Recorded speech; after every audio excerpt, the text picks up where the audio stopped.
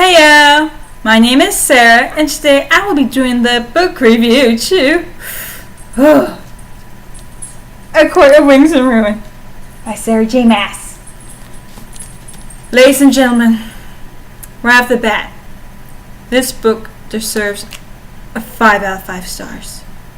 Because, oh my god, this was like the throwdown we were waiting for at the very end of Asimov. I mean, Sarah J. Maas went Game of Thrones on us. I swear. It was just like, I couldn't breathe. I had no clue which of my babies were going to make it. I had no clue if anyone was going to make it.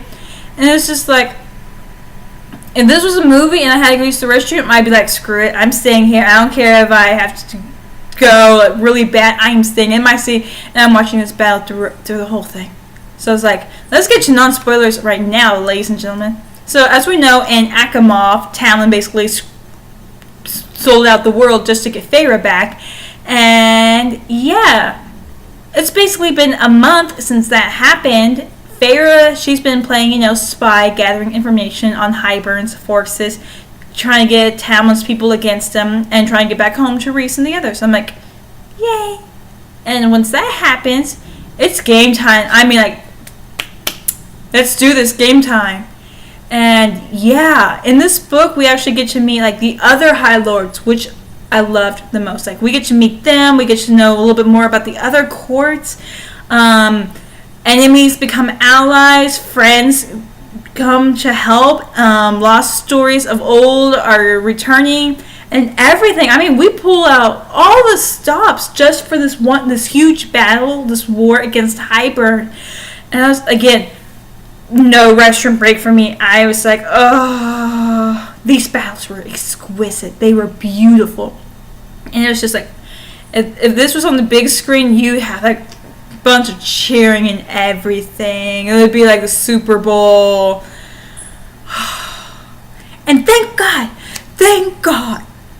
this isn't the last book in the ACOTAR series, because Sarah told us that she's going to bring 3 more books into this world. And I'm like, thank you, because she left like some strings left for us to grasp and wonder what's going to happen next. I'm like, I have my questions that need answering, like, now. But, we're going to have to wait until next year, because apparently that's when the next book is going to come out. So, hey. ACOWAR. 5 out of 5. When Game of Thrones styles on us. And, it was just, again, exquisite. So, yeah. Those of you who have been waiting for this book for a very long time, get it right now and start reading. And if y'all get the coloring book, beware, there are spoilers in that coloring book, because I learned the hard way on that one. I was like crying about that. So, yeah. Bye, non-spoilers. Let's put it right there. Spoilers. But first of all, I took Sarah J. Maas's "Which Court Do You Belong To" quiz. And I was like, before I took that quiz, I was like, I refuse to be part of the Spring Court, and I refuse to be part of the Autumn Court, because, one second. No, Maggie. No. Little doggy trying to get my charger. Because first, for the Autumn Court, I keep wanting to say Ottoman, but that's not it. But the Autumn Court, because of Lucien's family. His mom's nice and everything, but his father and his brothers, for what they did to him when he was a kid, no. I don't want to be serving a High Lord that's a total pain in the ass and a major jackass. And, of course, the obvious reasons for the Spring Court, I really don't need to say his name on that one. So, yeah. So I took the quiz. And I am happy to inform you that I am part of the Dawn Court.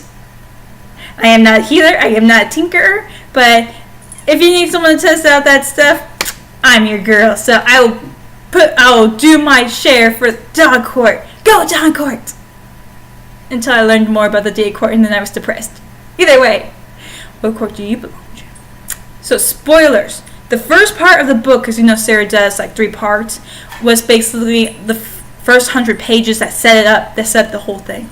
And that was Feyre pretending to be in love with Tamlin. The first 100 pages. He was a little bitch. To apparently Hybern's niece and nephew. We had no mention whatsoever of him having siblings, but the twins, Dagdan and Branag, I wrote a lot of names down because, Sarah had a lot of names in there. They were there with Jurian to see where should position the cauldron, and because the wall has holes in it. And guess who else returned to this book? Neth.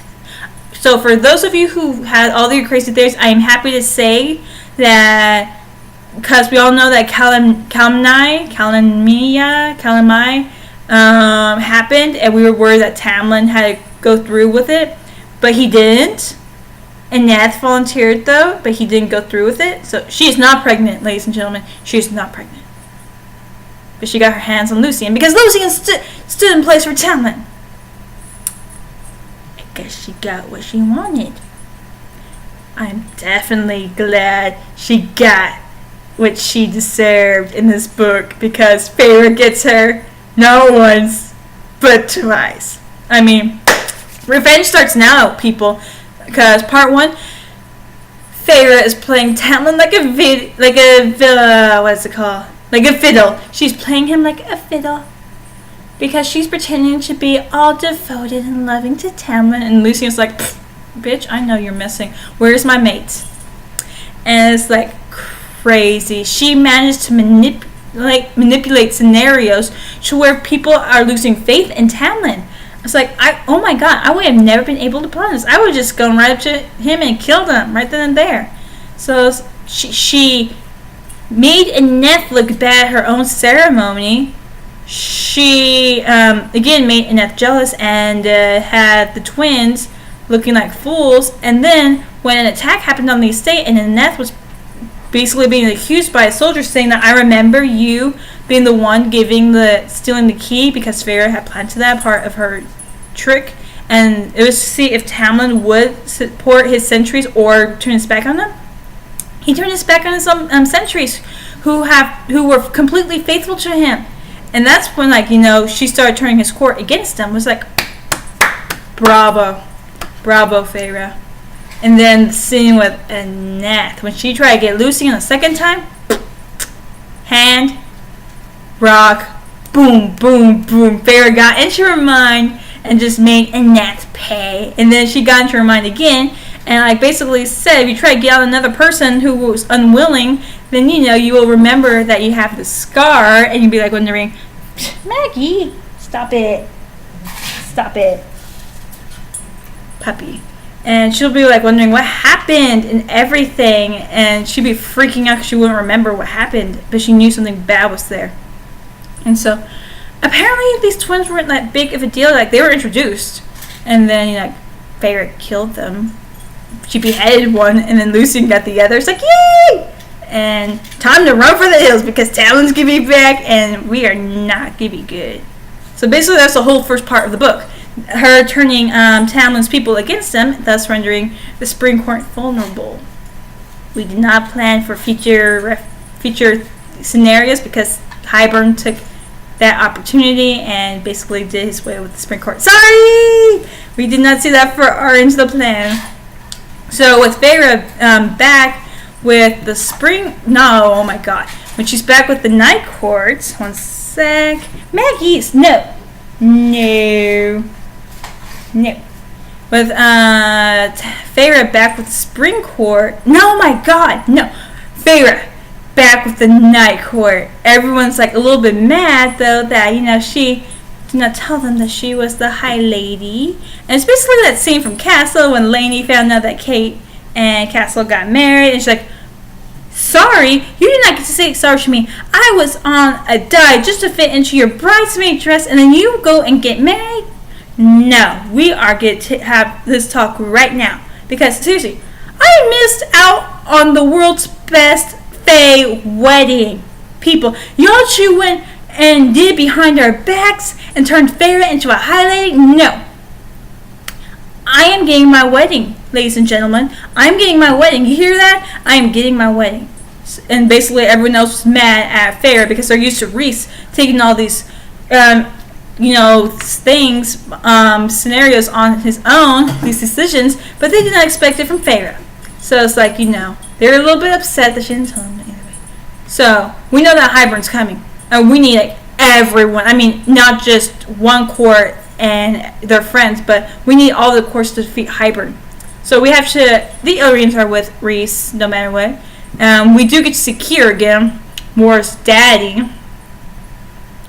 And it's like, we had to make a deal with him, but hey, his Darkbringers came into play good time. They were like Spartans on mega steroids. These Fae, they know how to fight in wars. That's all I gotta say. And we get to see Eris, who is Lucien's older brother, thus the successor to the Autumn Court. I will have to say Eris is not on my list of enemies turned good guys, because he chased Lucien and Feyre. He fought them. We know that his brothers are also bad, and so is his father. But as story went further, and we know we're going to have to help him eventually, he doesn't seem that bad of a guy. He mentioned stuff that he had to give up just for Mor and Lucien. We don't know what they were yet, but I think he's actually a good guy underneath all of that. It's like, he might actually be a good guy. So it's like, yeah. We get to see Tarquin again. And it's like, those little evil blood we put on us? Well, they get sent back because they helped Tarquin when Hybern attacks his court. I mean, that's the first full-on battle. I mean, the Battle of 300 and the Athens taking on the Ottoman. We got ships, we got sky, we got land, and they're going at the Illyrians. The Darkbringers, dun dun dun dun, and it's like Feyre with Mor just quitting. It was crazy, and yeah, we got a little taste of Hybern. Apparently, he wanted to do that, and Tarquin, he's back on our side. But we also, because of this, Rhys also calls a meeting for the other High Lords, and we get to meet the others. So for the Winter Court, we get Callias and his mate, Vivian, who knows, and Mor. They're like best friends. That's the funny thing about that meeting. They were like, ah! They squealed. I swear to God, they squealed like, oh my God, it's been ages since I've seen. Oh my God, you look so the same. Is that new dress? Oh my God, I love it. And the guys are like, we're here for a serious meeting, ladies. So just chill. Like, don't tell us what to do. I am your wife, so don't tell me what to do, honey. And Callias is like, okay. Representing the Dawn Court, heyo, is Thesson. And apparently in the not seasonal courts, but the solar courts, there's like a lot of people with wings, because we get to meet, of course, there's the Illyrians with their bat wings, but then there's the Peregrines with bird wings. So it's like they live with the Dawn Court and everything, and they're also warriors in the sky. And we also get to find out as well that there's the Seraphim part of Draken and Miriam's people. We know that they died, but we all know that they're actually in hiding. And it's basically Seraphim. They have angel wings, while the Peregrines have bird wings. But you know what? I'm used to my bat wings. I'll stick with the Illyrians. So Thesson, he's kind of cool. He's kind of chill, playing, mediator / peacekeeper. Book lovers all around. You want to go to the Day Court because there, Hellion has the world's largest library, as in plural, and he is funny. Like, the moment we meet him, he's like all playing, stubborn, powerful leader, but behind closed doors, he's chill. He's like leaning back, he's like, sup? And like, I like him. Sad that I didn't get to know him before I got called for my court. But either way, Baron shows up. I believe that's the thing because I have it written down. Baron, Eris's father, and Lucien's father shows up, and he's all smug and whatever, but then again, he has a right to because he's the oldest of them all. Ow, my toe. But then, of course, Rhys sent out those letters to all of the High Lords, and I hoped he wouldn't show, but apparently he did the same way he did in ACOTAR. Tamlin shows up. And he's like, oh my god, he's being the rudest person ever. Like, first of all, he tells us that, Hybern actually invaded the Spring Court, and Feyre didn't anticipate that, like them taking over and everything. And he's throwing insults to her and Rhys left and right. I'm like, if I was there, I'd be like this. Okay, I'd be like this. Role playing, I'd be like this. Oh my god, I'm so sorry. I'm like, things got crazy and I try to get here on time. Like, Tamlin. Oh, you love her, huh? Did she also spread her?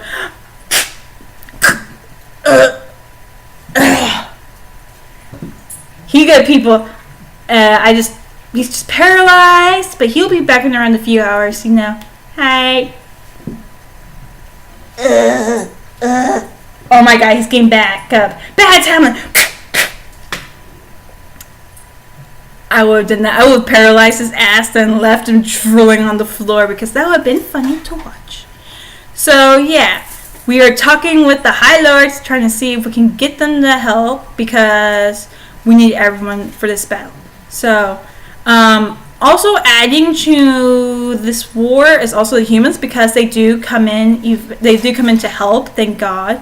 Elaine's fiance Grayson comes, but he finds out she's Fae and ends the engagement, but whatever. Person that was evil but was actually a good guy. Jurian. I knew something was up the moment he and Feyre had a moment alone in part 1. Because they saw the children of the blessed. The twins wanted to basically kill them. But Feyre saves them. And while it's just her and Jurian, he says this. Thank you. So I knew something was up. And it turns out he's been playing Hybern as well. He's been pretending to be looking for Draken and Miriam just to get his revenge. But in truth, he's been spying and gathering information and convincing the humans about this war. And he just wants to help. I swear, he just wants to help people. And he does. He helps us in battles and everything. It's like, thank you, Jurian. You're not a bad guy. I was on the hate bus. But now that I see you in action,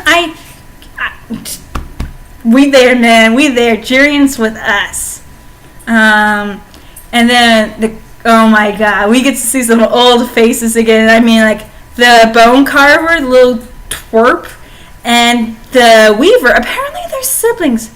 We never get to find out the Carver's name, but we do know that the Weaver's name is Striga, and that they also have another brother named Koshu, who's on the continent and stuck under a lake. I don't know. And we know the Bone Carver offers Feyre a deal. If you give me the Ouroboros mirror, which makes people go insane, and bring it to me, then I will help you. I don't know. And a new face. Well, we want to see his face. His name is Bryaxis. And he kind of guards the Night Court library. And I'm like, ooh. The only time we know about him at first was because Rhys mentioned about Cassian going down there on a dare. And he came back flapping up. I'm never going back there, dude. I'm never going back down there. It's like, why? If you go down there, I will tie you to a chair. You will never go down there. But Feyre goes down there and makes a deal with Bryaxis, and it destroys Hybern's spies. And I was like, I like this dude. Even though we have no clue what he is, I like this dude. And yeah, we get to see them come back and play again. And Nesta. I have no clue what your ship names are, but for me, for Casta, it is strong, and it is strong as stone. And the moment we see Nesta, she's being back to her prickly self, but her and Cassie are always at odds, and they come around eventually.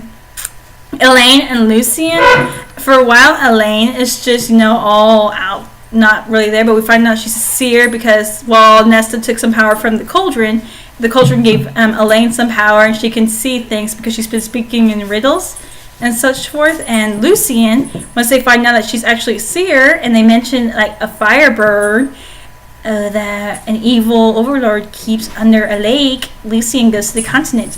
I'm thinking Koshi has to do with this. I hope hopefully we get to see him again because we never got to see him in this book. But I would like to see Koshi. And so yeah, basically that's the last we see of Lucien because he's at the continent and so forth. And so, oh my god. And the meeting happens. Feyre shows off her abilities and everyone's like freaking out. But Hellion's like this. So that's where it went. It's like he realized a piece of his power was missing, but he treated it like it's an object. Like he just couldn't place. Where did I put it? That was funny. I swear, Hellion is funny. If I wasn't, I would love to move to the summer court, people. Sorry, John Court. I know I'm part of y'all, but I would like to move to the day court because he's just funny. I love him, especially when he was talking to Moore and Cassian. It's like, nope, he's funny. For y'all people who are hard Masriel fans, I am sorry to say that Ship has returned and docked because Moira isn't into Asriel or any males. She likes females. So I am so sorry. I was part of them people who were shipping them two together, and I was like, aw. But oh well. I was able to get over that very fast. And oh my god, Jurian, when he turned out to be a friend, he said, y'all better hurry up and attack. And they're like, why? Because after that meeting when the wall fell, Tamlin ran straight back to Hybrid and told him exactly what's going on. They're going to attack tomorrow. That little twit. Tamlin. I was willing to give him a second shot at redemption. Because people are like, oh, he's going to redeem himself. Oh, he's probably going to find a mate. No, that little twit. He insults Feyre. Gets Rhys mad where he takes away his voice. Hello. And then right when we find out that the wall goes down, he runs straight back to Hybern. It's like, you're on your soapbox saying that you were still fighting tyranny. Well, you gave away your cords to Hybern and the whole world. And it's like, you went back to Hybern to tell them about all of this was going on. Dude, I am going to kill you. I swear to God, I am going to kill you. Oh wait, there's that one scene where he does save Feyre when they went to go rescue Elaine from Hybern's camp, and he's actually been spying on Hybern as well. Dang it. And then of course he did burn Rhys's mother's and sister's wings, and he's like, at least he gave them that respect instead of hanging them. You know what? Whatever, dude. Okay, you did redeem yourself. Good for you. You're still acting like a jerk towards Feyre and Lucien at the end. We no longer care about you, so.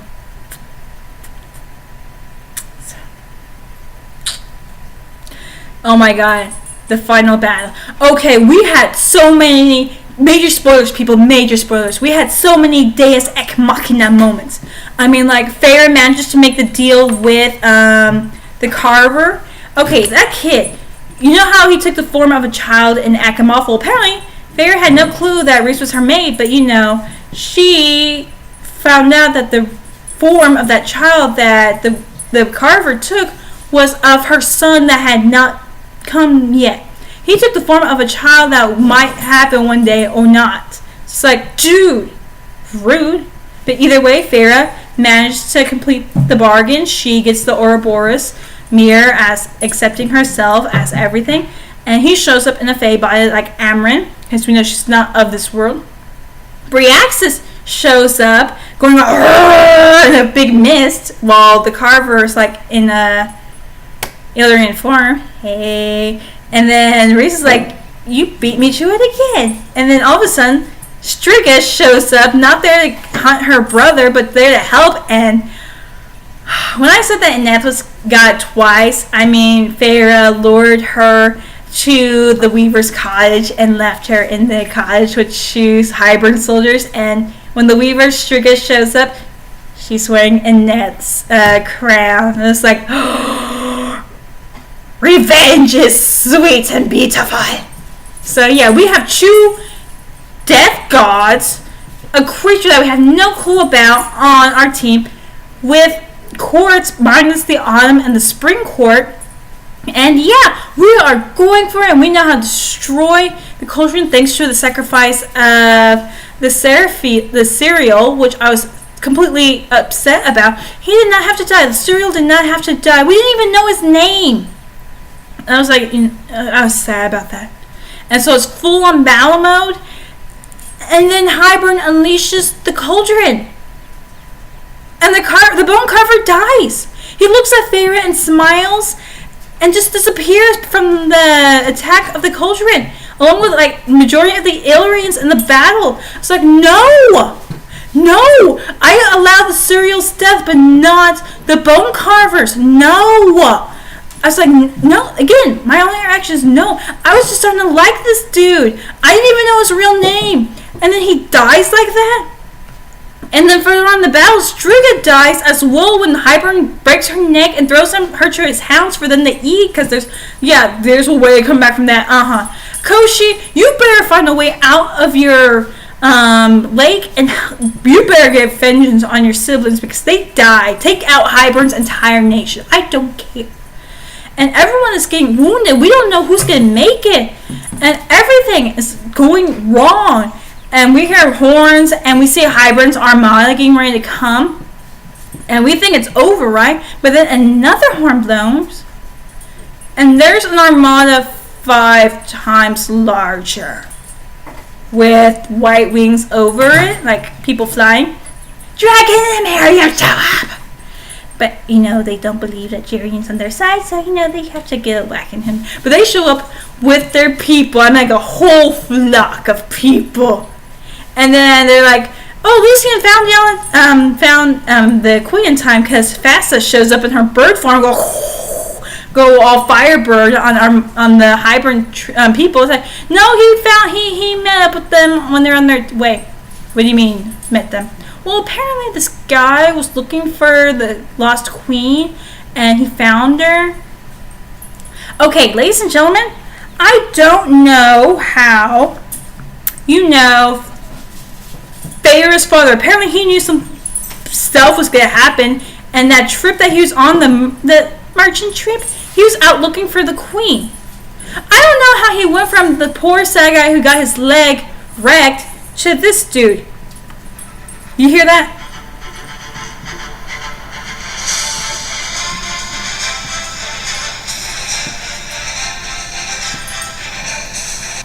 I don't know how you went all Pirates of the Caribbean because he brought a whole army of humans, and he was leading his 3 main ships, the Feyre, the Elaine, and riding at the helm was on the Nesta, the daughter who had forsaken him. He was riding her in front of all the ships. He was leading them into battle. I was like, oh my god, Prince of the Merchants, more like the king. He brought everyone. He made a deal with Fassa's evil dude who who cursed her and managed to bring her over.